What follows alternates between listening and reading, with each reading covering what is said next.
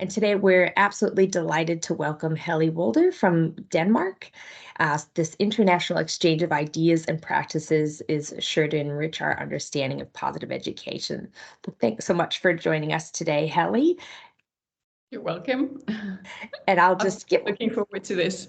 Yeah, oh, it's been so nice. We've known each other for a little while now. I think we met back in September of 2022 when you did the Discovering PosEd course, and so it's nice to see your face on a weekly basis. But this is kind of the first time I've had the chance to really get to know you a little bit better, other than those little brief interactions through our workshops and such.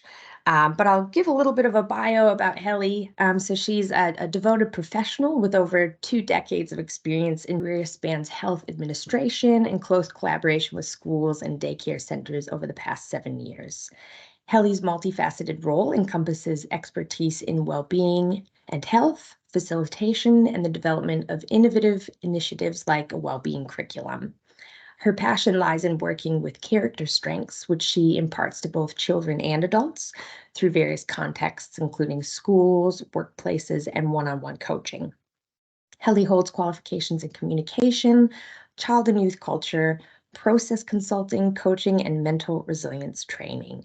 And she strongly believes in the power of intentionally harnessing less dominant character strengths as a means of self-discovery and personal growth. What a beautiful, lovely bio there, Helle. It's just such a pleasure to get to chat with you. And so I guess, one place I'd like to start is really just understanding what's led you to this point, in your career, in your passion for well-being. Was there any kind of pivotal moment or experience that's brought you to this point? Well, I think that I've always found meaning in working with children or working with professionals who work with children. And I think maybe it was kind of a coincidence at my very first job where I was a youth consultant. So it was not the younger children, but a bit older. And I shared an office with another newly finished from university girl, and she was a health coordinator, and she had this book about health promotion, and she was very thought it was so good, and it was health promotion in practice. So it was all these practitioners from the Danish healthcare system who had told how they worked with health promotion. So I read this book, and it's kind of like positive psychology just in health. So it was Aaron Antonovsky and stuff that. And I found it very meaningful. So even though I was more a youth consultant, we worked together on some projects about children and health and stuff like that. And I just found this is so interesting. This is what I want to do. So I took that in all the other jobs that I've had along the way, that working with health and well-being and children, that's where my heart is. Yes, and that's such a beautiful direction to have in a career, isn't it? To feel like you're almost on a bit of a mission, right? That there's this mission sitting at the core of what you're doing, and getting to help people live a better life. It sounds like it really gets you out of bed in the morning. It does, yeah. And the reason that I have my current job, which I've had since 2016, the job I had before this was in health administration. And for a lot of years, I actually got to do work with children and well-being and stuff like that. But then my boss thought, well, you're going to do not so much of that. They can do that in another department. You have to do with hospitals and elderly, and I thought, no, that's not me. I have to go somewhere where I can be sure that children is the focus. Yeah, fascinating. And so what is it about children versus working with an older population for you? Why did you have that kind of gut feeling that just wasn't where you wanted to go? I think it's like we have the ability to create a framework and an environment for these young people, and it's so important for them on the rest of their journey how we as professionals around them act and what we put into their backpack. So it's just, yeah.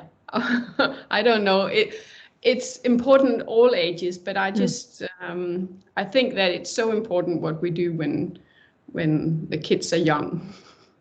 Definitely, that's it. You're equipping them for a very long life ahead. I like that metaphor that you just used of putting things into their backpack. It's like, equipping them for that long journey ahead. And I've always loved that quote of, it's not about preparing the road for the child, but preparing the child for the road. And so it sounds Exactly. like that's kind of, what drives what you do and what sits at, the heart of what you're doing.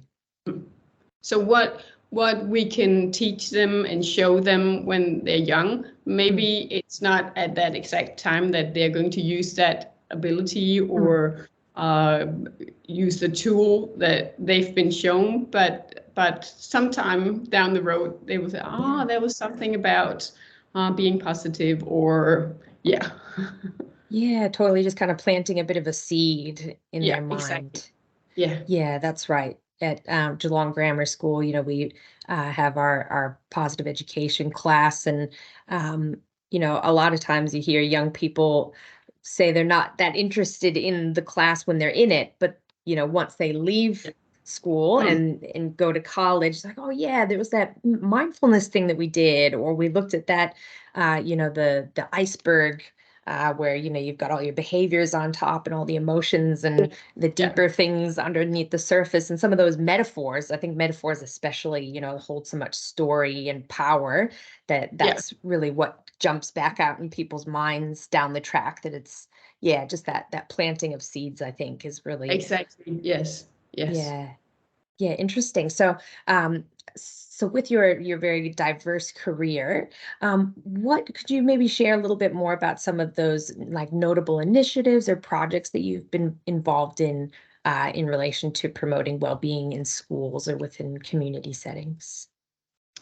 Well, I've been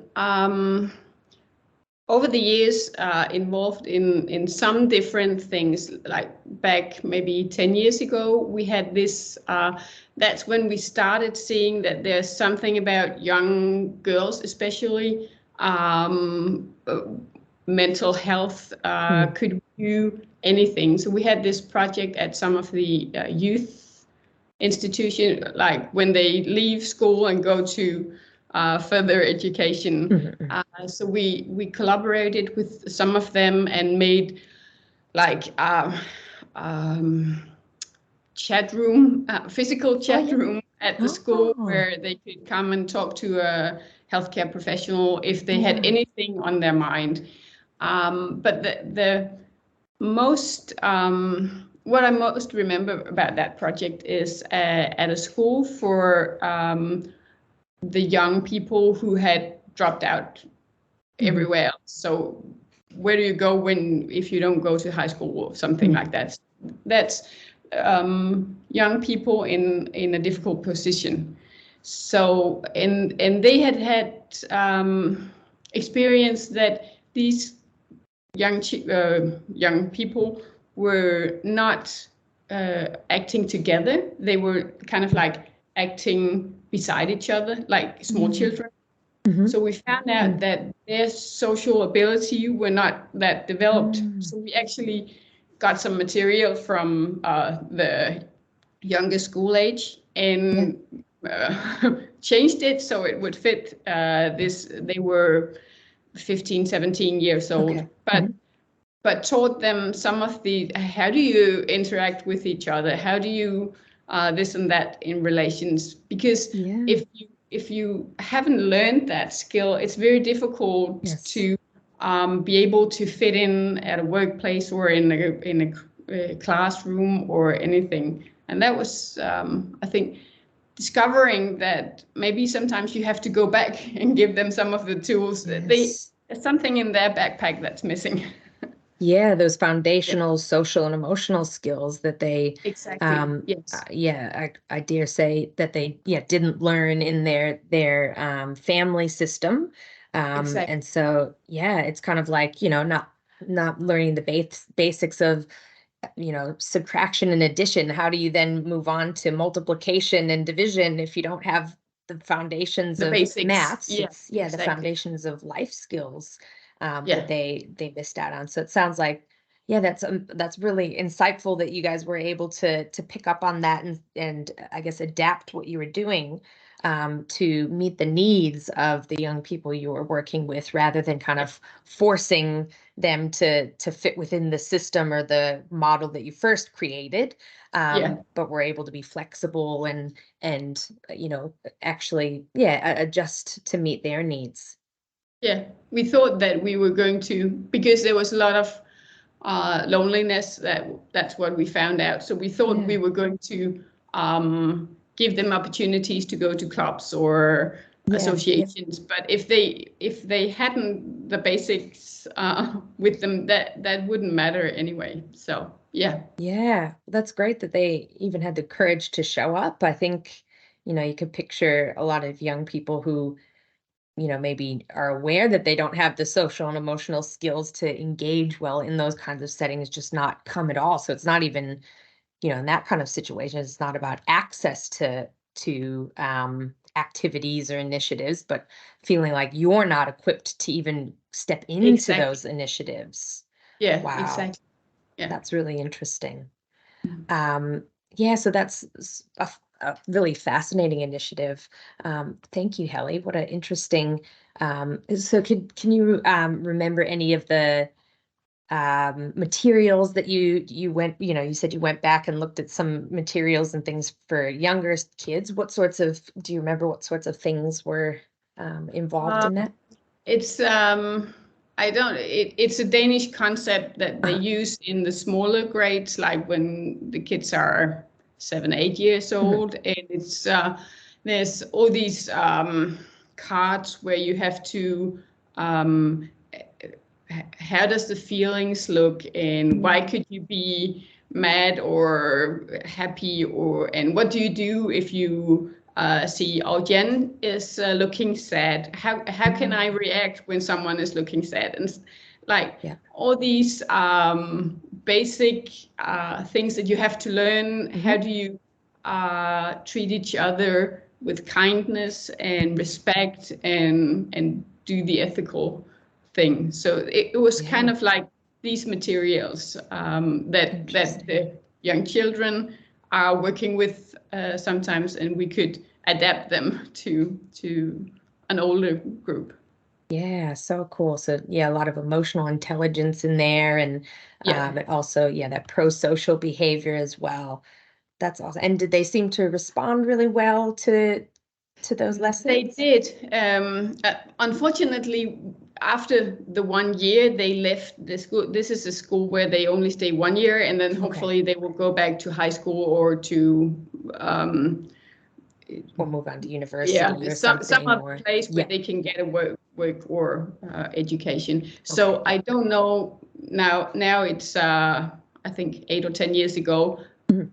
If they still benefit, I don't know. But it was they Yeah. were happy to be a part of it at the Mm. time.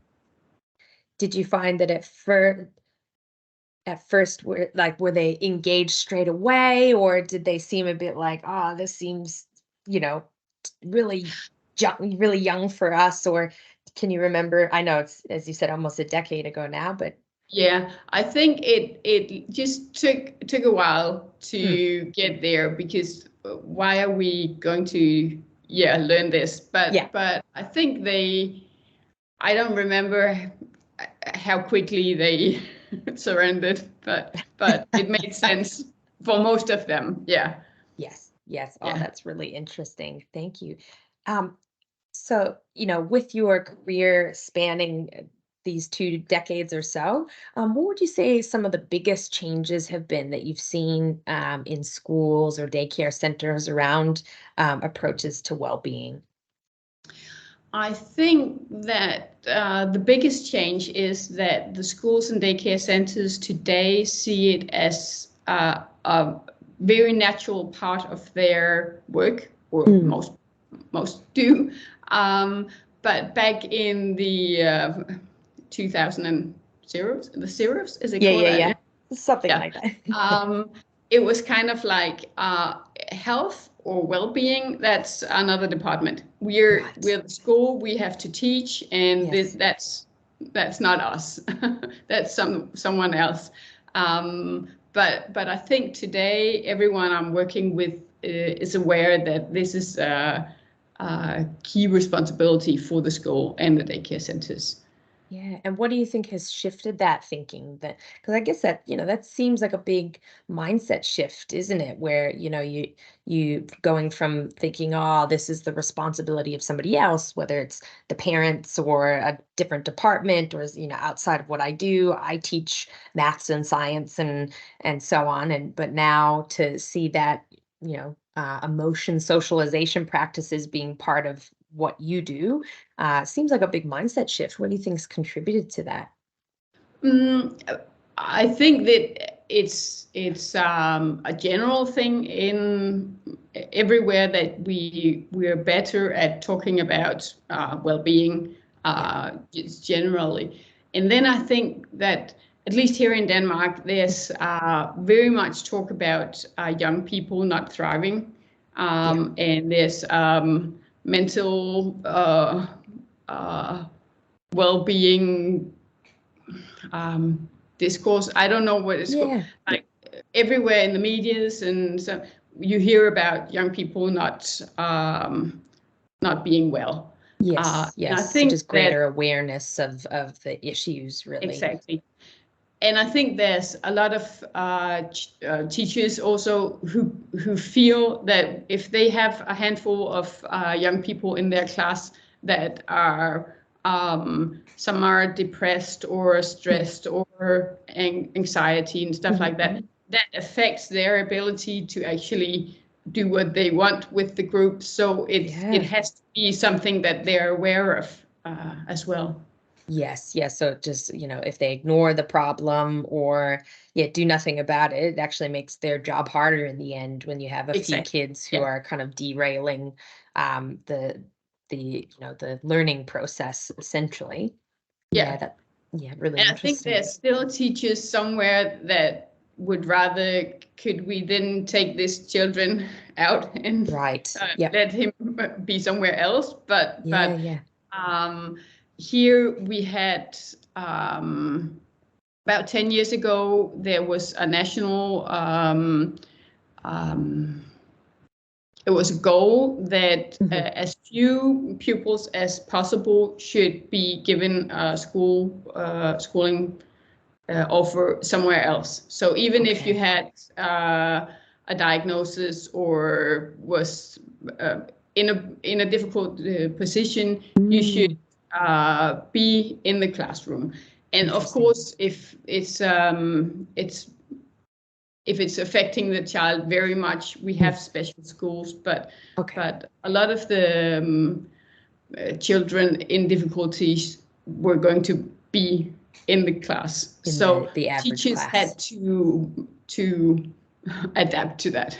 Yes, yes, you have a broad range of needs that you need to meet, and so that Yeah, requires a broad range of skills and abilities for the teacher, for sure. yeah, Yeah, interesting. So in your role as a consultant, I imagine, you've encountered a bunch of challenges and such trying to promote well-being in educational settings. Maybe it's, even teachers who don't view this as their role, or, maybe something else comes to mind. But what are some of the kind of common obstacles that you've faced or have observed in promoting well-being in an educational setting? I think that time is very often mentioned as Mhm. a barrier. Yes. Like we don't have time for that. And I think it's getting better, but some teachers say, this is something I can do if I have time when I have Yeah. done everything else. Yes. Yes. So, and I still meet that, that you can't take time out. We're very busy. We have all these goals that we have to do in math, and they have to be at this level at this time. So, Yes. so I can't spoil time with Yeah. this. Yes. So that is one of the obstacles. That's the teachers who I think that haven't realized yet that this will benefit you reach your goals. Yeah. And so what's a kind of common response you have, or how do you help kind of change their mind, get buy-in with them for seeing the value, or the how prioritizing well-being could actually, facilitate that learning process? Yeah, I think that my go-to is knowledge. So I think that if I just tell you enough that this is and why the research is found and stuff like that, Yes. you have to be you have to realize that Mm. this would be good. And then I know that not everyone is like me. So sometimes I use these micro actions. That's what Mm. when I talk to teachers and say you don't have to do anything radically different. You just have to do one thing a tiny, just Yeah. turn Just the tweak. Yeah. yeah, yeah. So I'm working a lot with the micro actions because Mm. I know that seeing it in action is better than me telling them why it's good. So in other words, you role model it to them? Yeah, yeah. And I hopefully, I think that if they see, oh, I just do this a bit different Mhm. and it actually works, then I'll listen next time that Helle tells me that could I just do this a bit? Yeah. Um, Could yeah. you give us maybe one or two examples of some of those little micro actions? Well, this I told you on this Friday I had a lot of teachers in a workshop, Yeah. and they were one of the uh, things that I sent them out to do Mhm. was they had to get two pieces of paper and they had to cut a leaf for a tree, Mhm. and the subject was their ethics. Mhm. How were they being a good role model for the children in regards to how to treat other people Okay. or the Yeah. climate, or yeah, Yes. how to be Yes. ethical? Is that called that in English? Yeah. Yep. Yeah, Yep. yeah, To be yeah. ethical, or yep. To. So on one leaf, they had to write, what am I doing today? Because I think it's important to acknowledge that all these people working with children, they're doing so much good already. So, Yes. so they had to write something that I'm doing today in this area. Mhm. And then they had to write on another color, what am I going to do next week? And I Mhm. told them it's going to be so small that you can actually do it next week. Yeah. Yeah. And some said, I'll make sure to say good morning to everyone, or I will make sure that when they come in from recess, I will ask them what their friends have done for them, or Mhm. so just tiny things Yes. so they could practice. And then we had everyone put their leaves on this tree on the wall, Mm. so we ended up with an ethical tree. That's awesome. Yeah, and I love that you worded it in that way to just help them identify something that's really actionable, really practical, really bite-sized, so that it's not, yeah, it doesn't feel like they have to kind of transform who they are or how they do things, but that it's just just a slight tweak Yeah, in what they're doing on a day-to-day basis that can really make a big difference. And so they exactly. seem to, that seemed to really resonate with them then, and seeing, other examples as well. That I think that's a great visual to be able to see, here's some other ideas for some other ways of, just doing some little tweaks as well. Yeah, yeah. And hopefully, because they had to do it for themselves, but then they discussed with their team, what am I going to do? Mhm. So being able to go to each other and say, "Oh, Jen, you were going to say good morning to everyone. Have you done it?" Like Yeah. being each other's Accountability buddy. yeah, Yeah. exactly. Oh, that's a great idea. I love that. Oh, beautiful. And will you get to touch base with those teachers to see how they've gone? I will, and the teachers I don't talk to on like a weekly or A regular monthly basis. basis, but Okay. the leaders I do, so Okay. I can hear how it's gone. Yeah.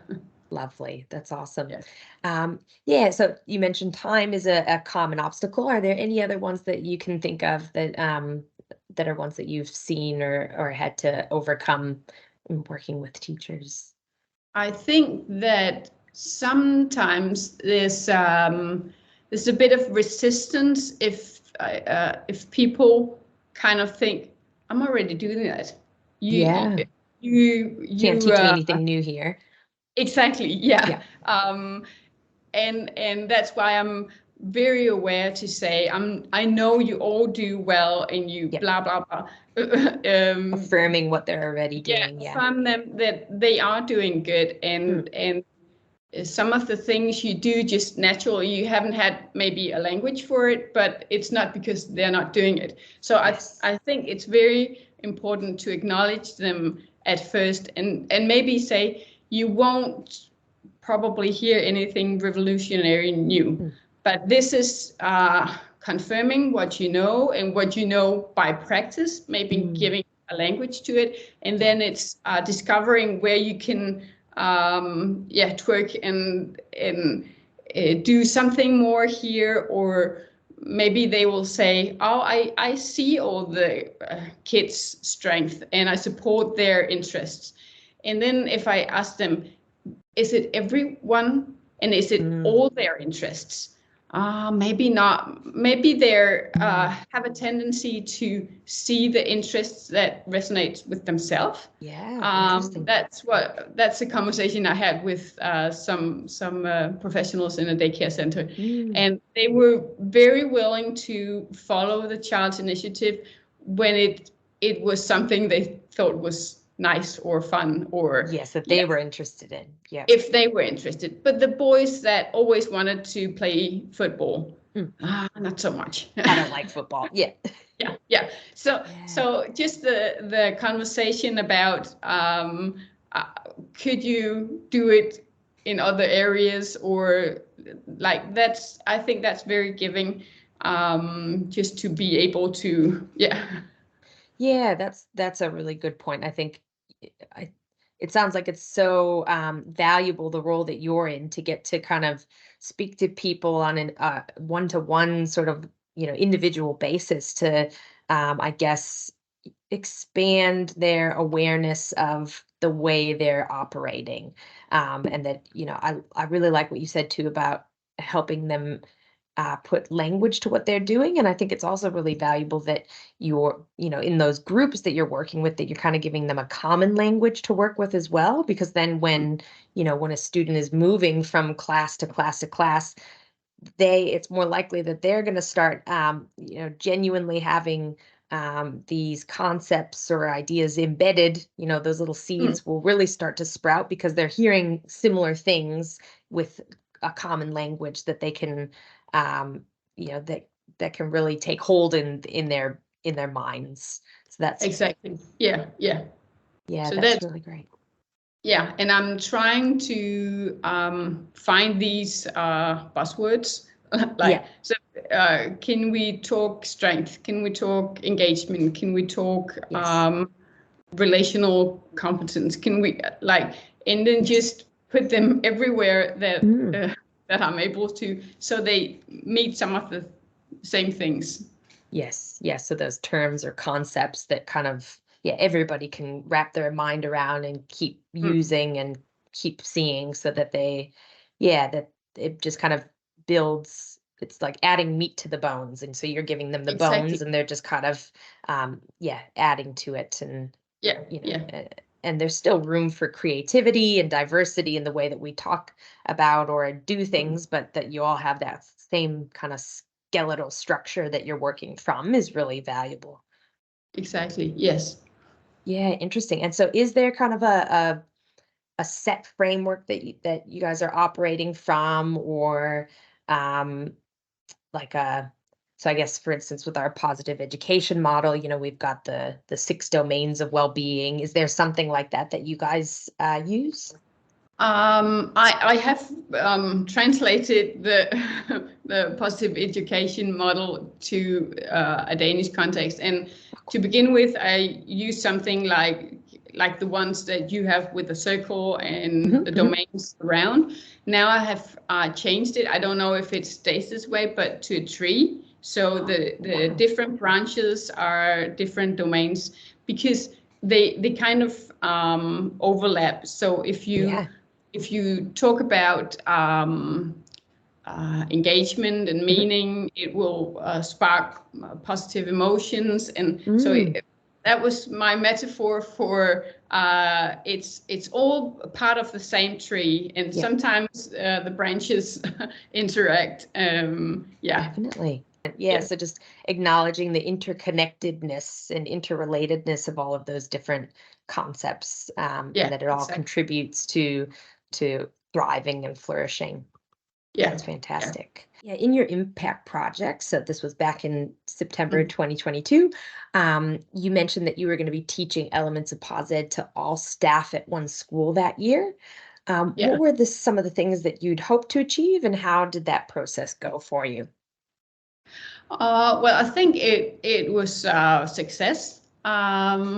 I had hoped that a lot of the elements, so like we had 6 times teaching, and I had one of the domains each time. So one time it was strength, one time it was positive emotions and stuff like that. And then they had to go and do some of these micro actions until I came next time, and they would tell me about it. And some of the teachers were very good, and they had done all kinds of things, and they had implemented strength into Danish and character description from a novel, and the good cheer.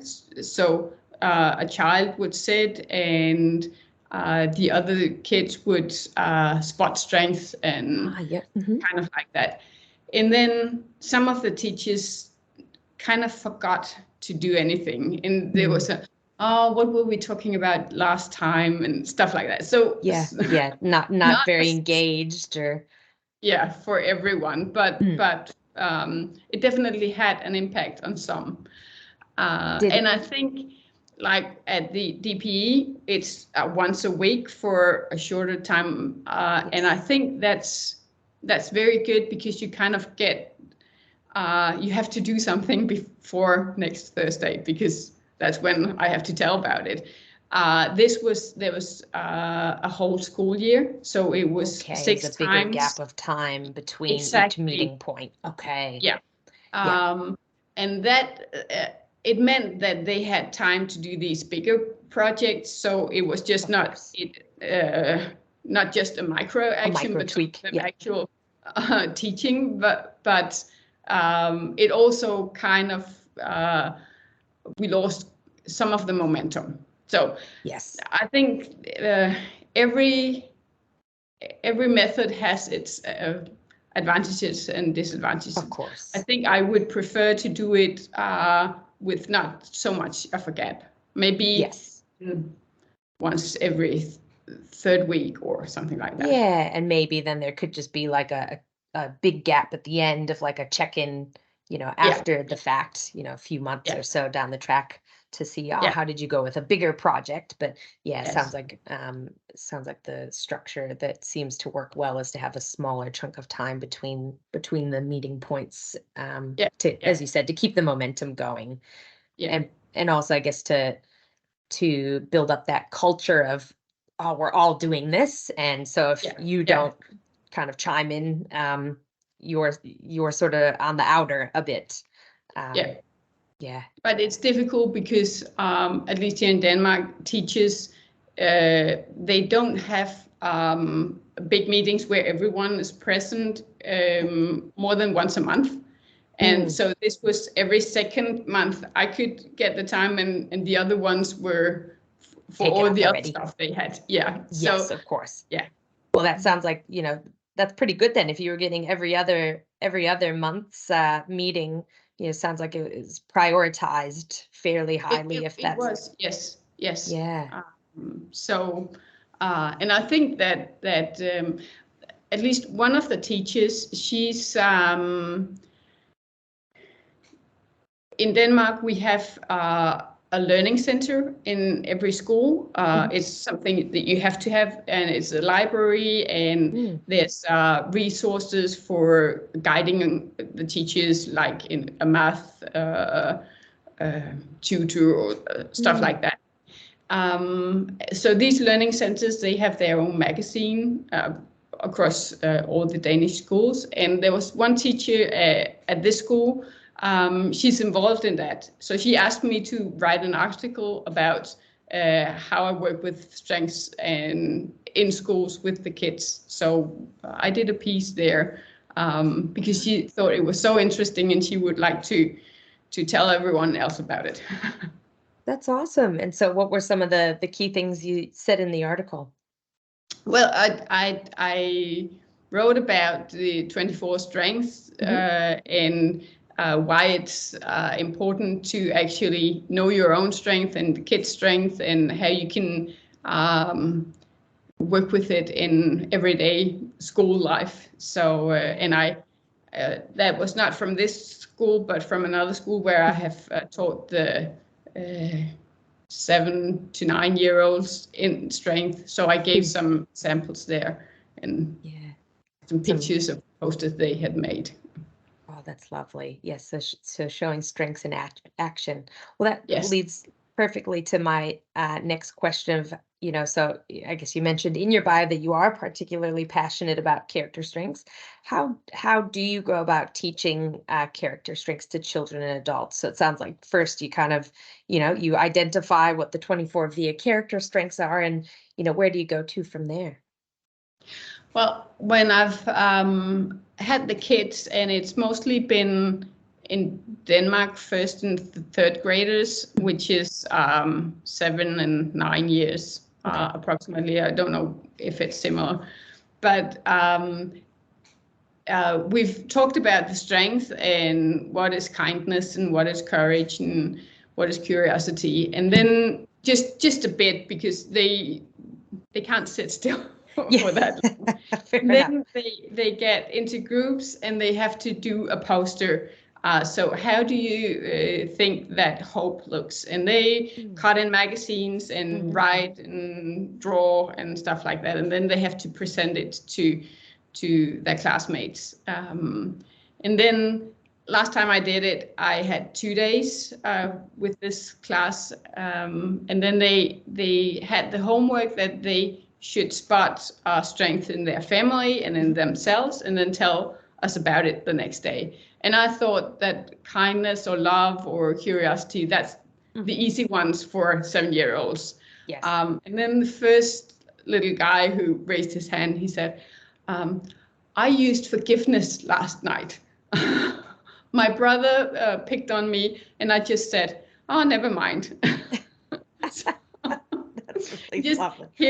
Hearing this from a 7-year-old, and I thought, oh, okay, he's got something there. Yeah, they get it, and it's giving them that language, and that's so beautiful to hear that. You're giving them that opportunity to try on strengths that they, and try using strengths that maybe wouldn't necessarily come naturally to them, or how do you, what impact have you seen from incorporating strengths into these different contexts? Well, I spoke to the teachers of these classes that I taught, and they said that they had been aware that we don't often have a language for all this softer skills, like kindness is such a good quality, but it's not normally it's not compared as high as being good at PlayStation games or football or reading or something like that. So they had been aware that they need to talk about more all the other strengths that the children have. Yeah, that's really interesting. Yeah, as you know, we keep kind of coming back to just having that language can be so empowering. I think that, you know, even just the word kindness, I mean, it's, you know, not an unheard of word, but, you know, we might just say, oh, you're such a good boy, you're such a good girl when they've done something kind, rather than saying, oh, what you just did for your friend, that was so kind. And, you know, so being able to tack on that language gives the child a better understanding of what is it that I just did and what does it mean as I'm interacting in the world. So again, just putting those bits in their backpack for kind of understanding what's valued by, you know, the various groups that they're part of and the people that they interact with. So that's really lovely to hear that. So, and I think that especially kindness resonates very much. One of my character strengths, a top character strength, is kindness. And sometimes I have felt wrong doing something kind because other people say, "Oh, you don't have to do that," or "Why are you always doing this and that for other people? You have to think of yourself." And I think, oh well, I want to do it. It's I like to do this. It's not out of my way. But realizing that kindness is a strength, and just standing up for myself. Say, no, I'm doing this because I like it, not because I'm sure. So kind of gives you that self-confidence, so that belief that actually there's I'm doing this intentionally, and this is contributing to the greater good. And Exactly. that's a great way of looking at it. That it funny to think that I guess it's just, as you're saying, it's kind of combating against that you know, because the strengths, when they're used well, really it is contributing to the betterment of society, right? That's kind of the function of strengths, is that if we look at all the strengths, you know, if we pulled any one of them out from humanity, it probably wouldn't be a great place to live. You know, we need kindness, we need, you know, we need curiosity, we need humor and playfulness. All of these things are contributing to a better world. And so for you, you know, as you're saying, gives you that confidence. Exactly. And knowing the strength of your coworkers also means that when someone gets upset about something, sometimes it's easier to spot, say, oh, this is your fairness. I can see why you're upset because this or that. Or so recognizing people also when it's when something has pushed their buttons. That's it, that it's kind of going against some value, you know, because I think our strengths and our core values are very intertwined, and we use our strengths to live out our core values. And so as you're saying, I think it adds that layer of self-awareness, and then that ability to feel more compassionate and have a greater understanding of those around us as well. So that's great. I think that's a great example of how it works for adults as well, that, you know, these strengths aren't just for kids, that having that knowledge and information. That's it for teamwork, you know, from a teamwork perspective, and just for a self-confidence perspective as an adult. I know that, you know, one of the things that you're particularly passionate about is harnessing some of those lesser strengths for, you know, personal growth and well-being. Can you say a little bit more to that, perhaps? Well, I think that I'm trying to be aware, mostly about myself, but also the people close to me. When something is difficult, that you can actually practice it and be better at practicing one of the strengths. If you're aware, this takes courage. how can I use some of my top strengths to get courage along? Like, Yes. So I'm thinking about how can the strength be seen in a harmony? So kind of like cooperation is actually not one of my top. It's one of my weak strengths. And everyone I know says, "Oh, you're so good at working together with people." So I'm seeing what looks like cooperation might be something else, but I'm using social intelligence and kindness and perspective to know what would Jen like and what would other people like. So I'm using this to be better at teamwork. Yeah, interesting. Yeah, no, totally. So yeah, it's kind of you and I think that's helpful when you're, entering into or going through a challenging situation where it's like, okay, I think I really need to draw on some of my top strengths to sort of stand in for or kind of mimic or replace or draw, pull up some of those other strengths that don't come as naturally. So yeah, just again, there's that having that language and that awareness of, oh, actually I have all 24 access to all of these 24 strengths, some more easily than others, just gives you that that sense of empowerment to draw on the ones that you want to draw on when you want to draw on them. Yeah.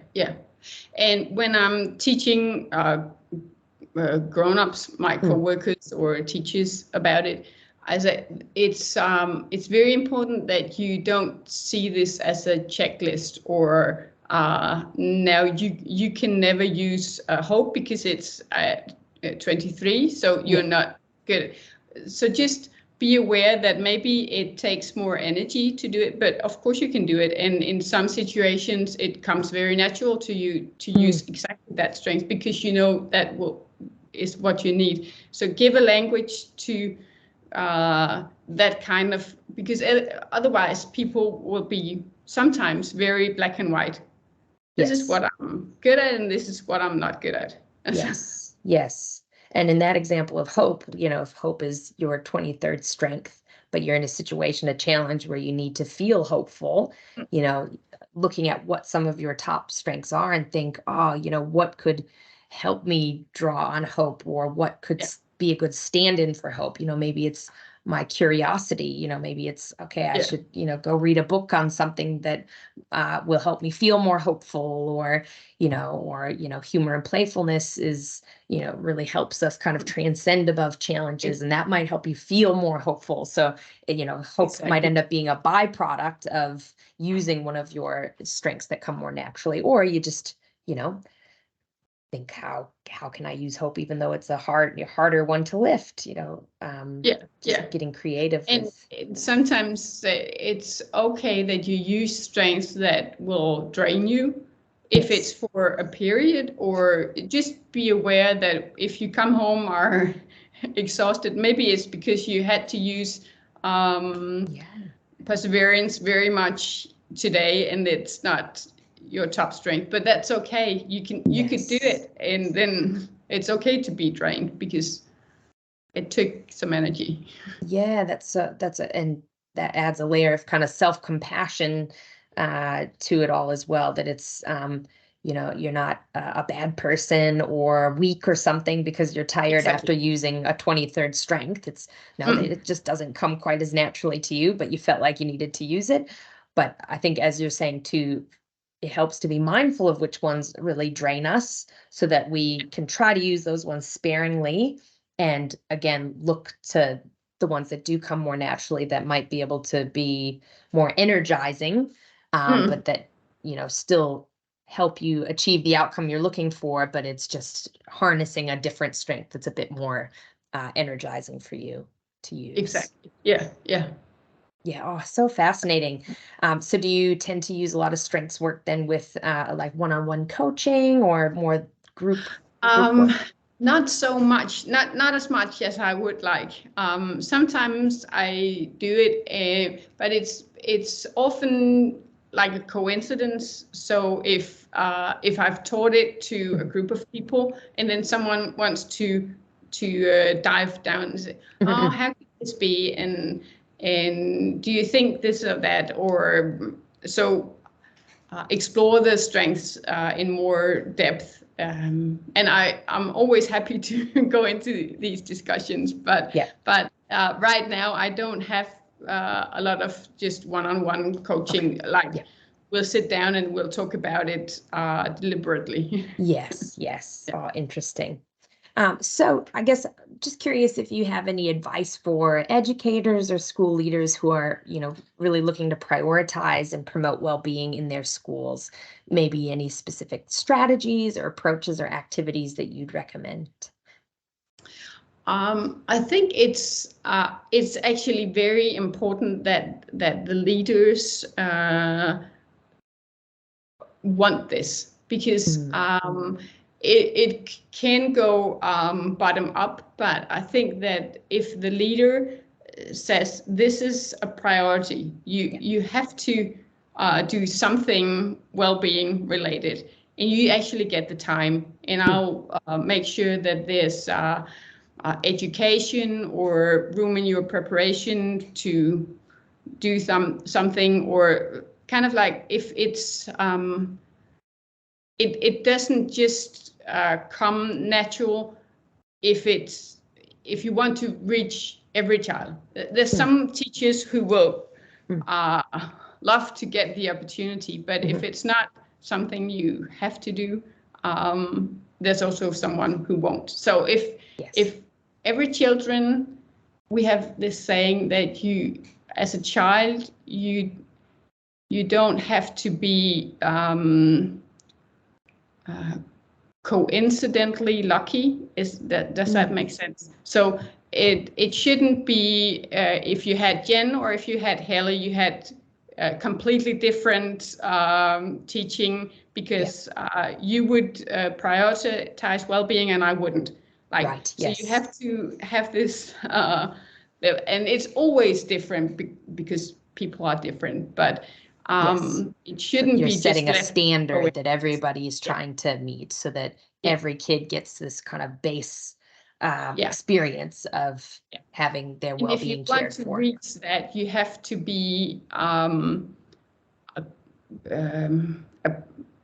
what's the word? Clear as a leader. Say this is the frame. What you do inside it, it's up to you. But freedom within a structure. So here's the structure. This is our priority. This is what we're aiming for, and making those goals really clear. That's great. And as you're saying, ensuring the school leader, ensuring that there's the resources or the time, or, showing in those kinds of ways that this is a real priority to us. So I'm going to make time for it. And this is the directive. Yeah. Fantastic. Thank you. I know you mentioned in your DP Impact project that you're writing a book on positive education in a Danish school context. How's that project been going for you? I know you had one chapter written at that point. I'm still in dialogue with publishing house, and so I'm still hopeful. We're debating the angle and the exact thing that goes in, and so we're still back and forth getting it all right, but hopefully it will succeed. Yeah, that's awesome. And so at this stage, who's the audience? Is it educators, school leaders, policy makers, and people working in schools and daycare? Mostly schools, I think. Oh, that's then so the daycare exciting. One will come later. Part two. Oh, that's fantastic, Helle. Oh, so lovely to get to chat to you, and mindful of that you've got a work day ahead of you still, so I won't keep you for much longer, but it was just great to get that kind of international perspective from you. And sounds like despite being half a world apart, there's a lot of similarities in in the importance of prioritizing well-being from, the top down really, and the value of things like a common structure and language to work from. Any other final parting words or advice for those who are joining us today?